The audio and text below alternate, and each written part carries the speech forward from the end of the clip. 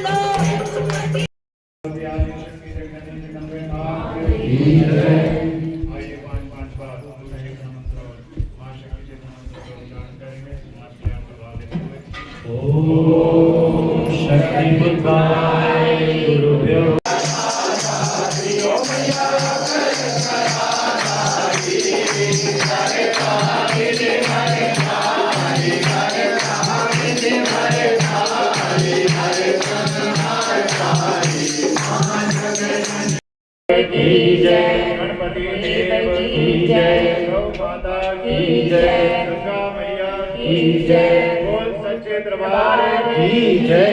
धर्म की जय हो, धर्म की जय हो, धर्म का विनाश हो, धर्म का विनाश हो, धर्म का विनाश हो, प्राणियों में सद्भावना हो, प्राणियों में सद्भावना हो, प्राणियों में सद्भावना हो, विश्व का कल्याण हो, विश्व का कल्याण हो, विश्व का कल्याण हो, जन जन में माँ की चेतना हो, जन जन में माँ की चेतना हो, जन जन में माँ की चेतना हो। भगवती मानव कल्याण संगठन सत्य धर्म का रक्षक है, भगवती मानव कल्याण संगठन सत्य धर्म का रक्षक है, भगवती मानव कल्याण संगठन सत्य धर्म का रक्षक है। गुरुवर जी का यह संदेश, नशा मुक्त हो सारा देश, गुरुवर जी का यह संदेश, नशा मुक्त हो सारा देश। गुरुवर कभी न करना, मानवता के पथ पर चलना, मांसाहार कभी न करना, मानवता के पथ पर चलना, मांसाहार कभी कभी न करना, मानवता के पथ पर चलना, नशा मुक्त जीवन अपनाओ, जीवन अपना सफल बनाओ, नशा मुक्त जीवन अपनाओ, जीवन अपना सफल बनाओ, नशा मुक्त जीवन अपनाओ, जीवन अपना सफल बनाओ। गुरु आज्ञा ही धर्म हमारा, गुरु आज्ञा ही कर्म हमारा, गुरु आज्ञा ही धर्म हमारा, गुरु आज्ञा ही कर्म हमारा, गुरु आज्ञा ही धर्म हमारा, गुरु आज्ञा ही कर्म हमारा। बोलिए हिंदू राष्ट्र भारत माता की जय, हिंदू राष्ट्र भारत माता की जय, हिंदू राष्ट्र भारत माता की जय। ओम शांति का पाठ। प्रकृति का देवताओं का जितना भरपूर आशीर्वाद कृपा इस धरती को प्राप्त है, मुझे नहीं लगता कहीं और होगा। प्रकृति का अनुपम स्वरूप, अद्भुत स्वरूप, विविधताओं से भरा स्वरूप, एक साथ ही पता चले घंटे भर में सर्दी गर्मी बरसात धूप छांव सब मिल जाए, ये और कहीं नहीं होता। पंच ज्योति शक्ति सिद्धाश्रम धाम, मैं छोटी सी केवल 5-10 मिनट में अपनी बात कहूंगा। मध्य प्रदेश में जहां आश्रम बना हुआ है, वहां पर मानव के कल्याण के लिए संत महात्मा कभी किसी प्रदेश और देश के नहीं होते। संत महात्मा किसी जाति धर्म संप्रदाय बस के लिए नहीं होते। संत महात्मा ऋषि मुनि समग्र मानवता के कल्याण के लिए काम करते हैं, चाहे वह कहीं भी रहे। और उस आश्रम में मानवता के कल्याण के लिए श्री दुर्गा चालीसा का अखंड पाठ पिछले 27 साल से अनवरत चल रहा है, अनंत काल के लिए चल रहा है। और गुरु जी महाराज ने जब इसे शुरू किया था तब संकल्प लिया था कि चाहे दुनिया देश के कोने का कोई भी व्यक्ति आए, चाहे वह किसी भी धर्म को मानने वाला हो, किसी भी संस्कृति को मानने वाला हो, किन्हीं भी देवी देवताओं को मानने वाला हो, लेकिन हे जगत जननी जगदम्बे माता, इस आश्रम में जो भी व्यक्ति उपस्थित होगा उसके जीवन में जो भी समस्याएं हो उनका समाधान हो और उनको तुम्हारी कृपा जरूर प्राप्त हो। और यही कारण है कि उस मंदिर में जो दिव्य मंदिर बना है, वहां पर जहां 11 मूर्तियां स्थापित हैं, भगवती जगत जननी जगदम्बा की आराधना 27-28 साल से लगातार चल रही, एक सेकंड के लिए भी नहीं टूटा। वहां पर जब कोई व्यक्ति जाता है उसे मनोवांछित फल की प्राप्ति, उसे उसके जीवन के अवगुणों विकारों से मुक्ति जरूर मिलती है, 100% मिलती है, इसमें कोई संदेह नहीं है। क्योंकि माध्यम एक ऋषि है, एक गुरु है, एक तपस्वी है, एक साधक है। आप चाहे किसी भी देवी देवता की आराधना करिए, लेकिन आपको नशा मांसाहार से मुक्त होना पड़ेगा। अगर आप वाकई में अपने भीतर की ऊर्जा को जगाना चाहते हैं, अलौकिक बनना चाहते हैं, सब कुछ बाहर नहीं है, पूजा पाठ बाह्य कर्म है। इसका उद्देश्य यह है कि हमारे भीतर जो ऋषि मुनियों ने बताया कि हर व्यक्ति चाहे वह किसी भी जात धर्म का हो, चाहे वह बच्चा हो, बूढ़ा हो, स्त्री हो, पुरुष हो, सभी के भीतर आत्मा है। इसीलिए हम सब एक हैं। आत्मवत् सर्वभूतेषु। हमारा रंग अलग हो सकता है, हमारी बोली भाषा अलग हो सकती है, हमारी संस्कृति अलग हो सकती है, लेकिन भीतर से हम सब एक हैं। और यही हमने जाना है कि हम सब एक हैं। यहाँ तक कि हमारे ऋषियों मुनियों ने बताया कि जीव जंतुओं में भी वही आत्मा है जो आत्मा हमारे अंदर भी विद्यमान है, चींटी में भी वही आत्मा है जो हाथी के भीतर आत्मा विद्यमान है। बाहर से अलग हो सकते हैं, हम सब एक हैं। हम मरने के बाद कहाँ हमारा जन्म होगा हम नहीं जानते। जहां हमें सुख की प्राप्ति होती है, आनंद की प्राप्ति होती है, अच्छे रास्ते की प्राप्ति होती है, वहां पर जाकर के हम ग्रहण करते हैं। यह हिमालय का क्षेत्र जिसने पूरी मानवता को बड़े बड़े ऋषि मुनि योगी प्रदान किए हैं। चाहे दुनिया में कोई भी प्राचीन ऋषि मुनि रहा हो, वह हिमालय में आकर के तपस्या करने के लिए बाध्य होता था, क्योंकि यहाँ का वातावरण है, देवों की भूमि है, देवताओं की भूमि है, कण कण में यहाँ देवताओं का वास है। बहुत कुछ प्राप्त किया। और आज उस मध्य प्रदेश की धरती में भी एक ऋषि रहते हैं जो कहते हैं कि मैं इतना दुरूह नहीं बनाऊंगा रास्ते को, मैं तुम्हारे घर में ही वह हिमालय जैसा वातावरण दूंगा कि चाहे तुम जहां भी रहो, तुम यह इस रास्ते का पालन करो, तुम्हें सब कुछ प्राप्त हो जाएगा।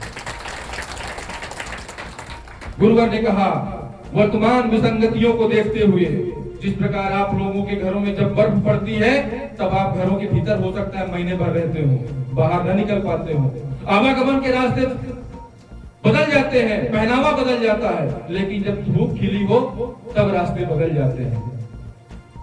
प्राचीन परंपराएं कहां थी, क्या थी, कैसी थी, हम आपकी परंपराओं को बदलने नहीं आए। हम आपको कुछ ये कहने नहीं आए कि आप अपने आप को बदल दीजिए या आपके पास कुछ गलत है। नहीं, कोई चीज गलत सही नहीं होता। हो सकता है कि कभी आवश्यकता रही हो।